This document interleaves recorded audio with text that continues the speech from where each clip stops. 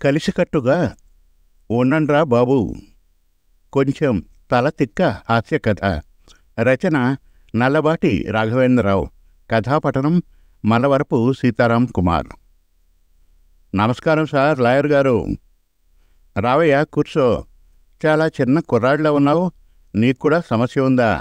సరే, నీ ఊరు పేరు, నీ పూర్తి సమస్య వివరంగా చెప్పు నాయనా.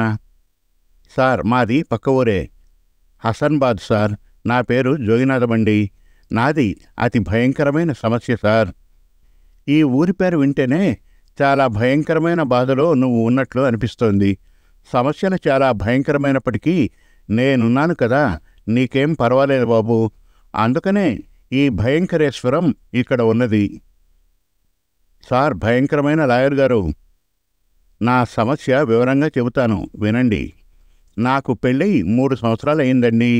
ఆ రోజు నుండి ఈ రోజు వరకు నా పెళ్ళాం గుణవతి అనవసరంగా ఉత్తి పున్నానికి తిడుతోంది సార్. ఆ తిట్లు ఏ మనిషి మరో మనిషిని తిట్టకూడని తిట్లు సార్. ఆవిడ పేరు చాలా బాగుందయ్యా. గుణవతి అంటున్నావు, మరి నీకు సమస్య ఎలా వస్తుంది? ఆవిడ కోరిక ఏమిటిట? డబ్బు ఉన్నా లేకపోయినా కోరికలన్నీ పూర్తిగా తీర్చాను. సినిమాలు, షికార్లు, సరదాలు ఆవిడ ఇష్టం వచ్చినట్లు చేసి పెట్టాను. బంగారాలు, సింగారాలు ఏమాత్రం లోటు చేయలేదు. అయినా నన్ను తిట్టరాని తిట్లు తిడుతోంది సార్. నాకు జీవితం అంటే విరక్తి పుట్టింది సార్. చచ్చిపోవాలని ఉందండి. నిజం, నా మాట నమ్మండి. చిట్ట చివరగా మీ గురించి ఊరందరూ చెబితే ఇక్కడికి వచ్చానండి. ఇదిగోండి సార్ మీ ఫీజు 500 రూపాయలు. పరిష్కారం చెప్పి నా జన్మ ధన్యం చేయండి సార్ అంటూ జోగినాథం డబ్బులిచ్చి లాయర్ గారిని బ్రతిమలాడాడు. డబ్బు ఏముందయ్యా, జేబులో పెట్టుకో. ఈ మాయదార డబ్బు ఈ రోజు ఉండి రేపు పోతుంది. నేనొక విషయం అడుగుతాను, వివరంగా చెప్పు. అసలు నీ భార్య ఏ కారణం చేత నిన్ను అనవసరంగా తిడుతుందంటావు? రాసుకోండి సార్. ఉత్తి పుణ్యానికే తిడుతుంది సార్. అయ్యయ్యో పాపం, ఉత్తి పుణ్యానికే ఎందుకు తిడుతుందయ్యా? ఏదో అతి చిన్న బుల్లి కారణం అంటూ ఏదో ఒకటి ఉండి తీరాలి కదా. అదే కదా సార్ నా అసలు బాధ. కారణం కాకరకాయ లేకుండానే ఉత్తి పుణ్యానికే తిడుతుంది సార్. ఇవి కాళ్ళు కాదనుకోండి, ఇక మీరే నాకు దిక్కు. నా సమస్యకు పరిష్కారం చెప్పండి సార్ అంటూ లాయర్ గారిని పట్టుకు బతిమలాడాడు జోగినాథం. నా 2 కాళ్ళు పట్టుకున్నావయ్యా, మళ్ళీ అవి కాళ్ళు కాదంటావేంటి? ఈ లెక్కన చూస్తుంటే నీకు కొంచెం లూజ్ మైండ్ ఉన్నట్టుంది. అలా అంటారేంటి సార్? నేను అలా ఫ్లోలో అనేశాను సార్. సమస్య అర్థమైంది, కానీ పూర్తి వివరాలు నీ బరువుతో సహా మా గుమాస్తా చలపతికిచ్చి నువ్వు 1 వారం తర్వాత కనపడు. ఈలోగా నోటీస్ తయారు చేస్తాను. ఈ 100 రూపాయలు నీ దగ్గర ఉంచుకో, ఎందుకైనా పనికొస్తాయి అంటూ తను ఫీజు తీసుకోకపోవడం కాకుండా తనే మరొక 100 రూపాయలు జోగినాథానికి ఇచ్చాడు భయంకరేశ్వరం. అదేంటి సార్, మీరే నాకు తిరిగి డబ్బులు ఇస్తున్నారు? ప్రపంచంలో ఈ వింత ఎక్కడా చూడలేదు. మా చుట్టుపక్కల ఊర్లలో రామచంద్రాపురం, కడియం, ద్రాక్షారామాల్లో మీ గురించి గొప్పగా చెబితే భయంకరంగారు అని వెతుక్కుంటూ ఇక్కడికి వచ్చాను అన్నమాట. మీరు అంత భయంకరంగా లేరు సార్. బుల్లి మీసాలతో అరటిపండులాగా ఉన్నారు. జోగినాథం, అదే కదా వింత. ఇప్పుడు సతీ అనసూయ అంటారు, ఆవిడ అలా ఉండదు, అందరినీ చిత్తగొడుతుంది. హరిశ్చంద్రరావు అంటారు, అతను అన్ని అబద్ధాలే ఆడతాడు, అతనికి సత్యం మాట్లాడడం రాదు. అలాగే నా పేరు కూడా రివర్స్ అన్నమాట.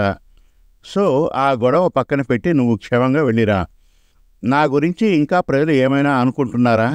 నీకేమైనా విషయాలు తెలుసా అంటూ క్వశ్చన్ అడిగాడు భయంకరేశ్వరం. సార్, మీ గురించి కాకి కూడా ఏమీ అనుకోవడం లేదు కదా. నా గురించి చాలా స్టోరీ ఉందిలే, ముందు ముందు నీకే అర్థమవుతుంది, కానీ క్షేమంగా వెళ్ళు అంటూ పంపించాడు. అలా వారం పోయాకరా, నెల పోయాకరా అంటూ 6 నెలలు గడిపాడు. నోటీసు పంపించకుండా భయంకరేశ్వరం. 6 నెలల తర్వాత జోగినాథం సరాసరి లాయర్ గారి ఇంటికి వచ్చాడు. భయంకరేశ్వరం తన ఇంటికి తాళాలు వేసి జోగినాథాన్ని తీసుకుని భీమేశ్వర స్వామి గుడి రావి చెట్టు దగ్గరికి తీసుకుని వెళ్ళి ఆ దిమ్మ మీద కూర్చోబెట్టాడు. అదేంటి సార్, ఇంటికి వచ్చిన నన్ను ఈ గుడి దగ్గరికి తీసుకొచ్చి ఈ రావి చెట్టు దిమ్మ మీద కూర్చోబెట్టి చెబుతున్నారు? 6 నెలల నుండి అదిగో నోటీస్ తయారు చేస్తున్నా, ఇదిగో ఈరోజు పంపిస్తున్నా అంటున్నారు కానీ ఏమీ జరగలేదు. ఒడిలో కూర్చోపెట్టుకున్నట్లు కూర్చోబెట్టి నా బాధలన్నీ పూర్తిగా వింటారు. అయ్యో పాపం అంటారు, పని చెయ్యరు అంటూ విసవిసలాడాడు జోగినాథం. కంగారు పడకయ్యా అంటూ భయంకరేశ్వరం పక్కనే ఉన్న బడ్డీ కొట్లో నుండి ఒక కప్పు టీ తెప్పించి అతనికి ఇచ్చి, ముందు నీకు మానసిక ప్రశాంతత కలగాలి, అందుకోసమే ఇక్కడికి తీసుకొచ్చాను. మన తెలుగు రాష్ట్రాల్లో నీలాంటి సమస్యతో నీలా చాలామంది బాధితులు ఉన్నారయ్యా బాబు. ఎక్కడో భార్య బాధిత సంఘం అని పెట్టారట. దాని గురించి కూడా పూర్తి వివరాలు సేకరించాను. అక్కడ ఆ ఆఫీస్కు తాళం వేసి ఉందట. ఆఫీసు ఓపెన్ చేస్తే చీపురు కట్టతో బాధేస్తామని 6 మంది ఆడవాళ్లు బయటే కూర్చొని ఉన్నారట. ఇది పరిస్థితి. దీన్ని బట్టి సమస్యను మనం చాలా లోతుగా పరిశీలించవలసిన అవసరం ఉంది. కూకటి వేళ్లతో పెకలించి పడేయాలి అన్నదే నా ప్రయత్నం కూడా. అవసరమైతే గుణపం గడ్డపారతో తువ్వి మరీ బయట పడేస్తాను. సరే, చివరిసారిగా అడుగుతున్నాను, ఇంతకీ నీ భార్య నిన్ను ఎందుకు తిడుతోందంటావు? ఖచ్చితమైన క్వశ్చన్ వేశాడు భయంకరేశ్వరం. 6 నెలల నుండి చెప్పిన మాటే చెప్పలేక చచ్చిపోతున్నాను సార్. డబ్బులు తీసుకోరు, తిరిగి నాకే ఇస్తారు. నోటీస్ తయారు చేయరు, నా పెళ్ళానికి పంపరు, దాన్ని కోర్టుకు ఈడ్చరు. సార్, అసలు విషయం ఏమిటి? ధైర్యం తెచ్చుకొని చాలా గట్టిగా అడిగాడు జోగినాథం లాయర్ భయంకరేశ్వరాన్ని.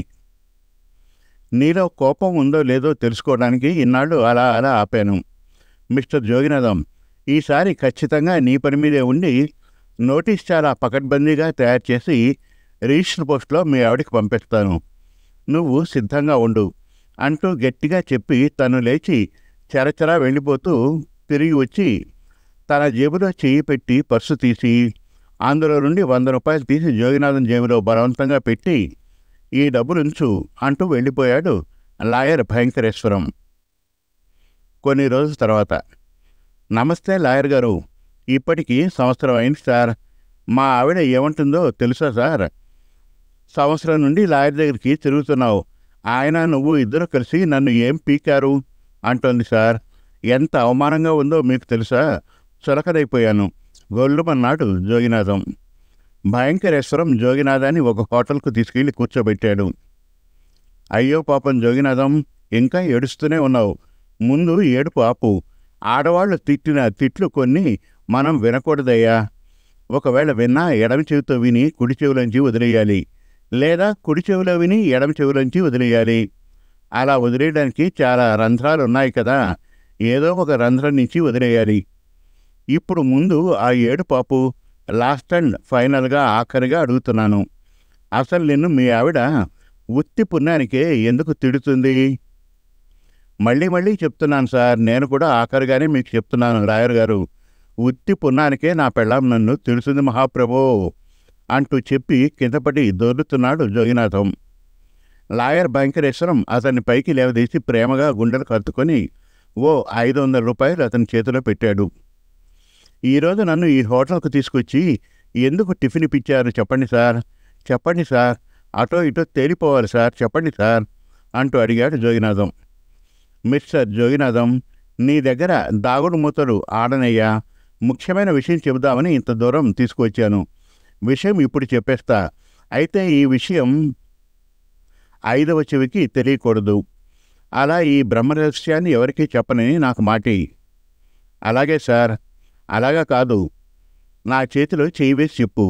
భార్య ఉత్తిపునానికి భర్తను తిట్టడం విషయంలో భార్యల మీద కేసు పెట్టడానికి ఏదైనా మంచి లా పాయింట్ దొరుకుతుందేమో, దాని ఆధారంగా కేసు పెడదామని నేను చాలా లా పుస్తకాలు తిరిగేశానయ్యా. అలా 30 సంవత్సరాల నుండి వెతుకుతున్న నాకు ఒక్క లా కూడా దొరకలేదు. అలాంటప్పుడు ఏ చట్టం ఆధారంగా కేసు పెట్టాలో అర్థం కావడం లేదు నాకు. మంచి పకడ్బందీ యాక్ట్ దొరికాక నీ కేసు టేకప్ చేద్దామని ఆగాను అంతే చెప్పాడు లాయర్ భయంకరేశ్వరం. 30 సంవత్సరాల నుంచి పరిశోధన చేస్తున్నారా? ఎందుకు సార్ మీకు పెళ్ళాలంటే అంత కసి? ఆశ్చర్యంగా అడిగాడు జోగినాథం. ఎందుకంటే 30 ఏళ్లుగా నా భార్య నన్ను ఉత్తి పుణ్యానికే తిడుతోందయ్యా బాబు. నాది నీ మీద 10 రెట్లు ఎక్కువ బాధ. ఇప్పుడు నాకు తోడు నువ్వే. నా కష్టం విని ఓదార్చే ఆప్తుడివి నువ్వే. లాయర్ భయంకరేశ్వరం జలజలా కారుతున్న కన్నీటిని తుడుచుకుంటున్నాడు. అయ్యయ్యో పాపం అంటూ జోగినాథం తన దగ్గర ఉన్న జేబు రుమాల్తో లాయర్ గారి కళ్ళు తుడుస్తూ, సార్ లాయర్ గారు, అయితే ఈ సమస్యకు పరిష్కారమే లేదా అన్నాడు. ఎందుకు లేదయ్యా, ప్రతి సమస్యకు పరిష్కారం ఉండి తీరుతుంది. సోక్రటీస్ మహానుభావుడు భార్య వల్ల నరకయాతన అనుభవించినట్లు చదివాం. మన ఘాటు శ్రీకృష్ణ పరమాత్మ సత్యభావ చేత కాలి దెబ్బలు తినలేదా? వాళ్ళేమైనా చేయగలిగారా? మనం కూడా అలాంటి కోవకు చెందిన చరిత్ర పురుషులమే అని సరిపెట్టుకుని ముందుకు సాగిపోవాలి. పరిష్కారం దానంతా అదే ఎప్పుడో ఒకప్పుడు దొరక్కపోదు. తక్షణం మనలాంటి వాళ్ళు అందరూ కలిసి చేయవలసింది ఏమిటి అంటే, అందరం కలిసిమెలిసి ఉండి కష్ట సుఖాలు పంచుకోవాలి. కలిసి ఉంటే కలదు సుఖం అని మన పూర్వీకులు ఏనాడో చెప్పారు కదా. కనుక జోగినాథం రా, మనం ఇంటికి వెళ్ళిపోదాం అంటూ లాయర్ భయంకరేశ్వరం జోగినాథం భుజం మీద చేయి పెట్టి నడిపించుకుంటూ ఇంకా ఏవేవో కబుర్లు చెప్పుకుంటూ ఇంటికి తీసుకుని వెళ్ళిపోతున్నాడు. తనకు తోడు దొరికినందుకు జోగినాథం మురిసిపోతూ భవిష్యత్తు మీద ఆశతో ముందడుగు వేస్తున్నాడు. నిజమే, బాధితులు అందరూ కలిసి ఉంటే కలదు సుఖం మరి అనుకుంటూ. పై కథ కేవలం హాస్యం కోసం మాత్రమే, ఎవరినీ ఉద్దేశించి కించపరచడానికి కాదని సవనీయంగా మనవి చేస్తున్నాను. ఇట్లు కథా రచయిత నల్లబాటి రాఘవేంద్రరావు. సమాప్తం. మరిన్ని చక్కటి కథల కోసం, కవితల కోసం, వెబ్ సిరీస్ కోసం మనతెలుగుకథలు.com విజిట్ చేయండి. Thank you.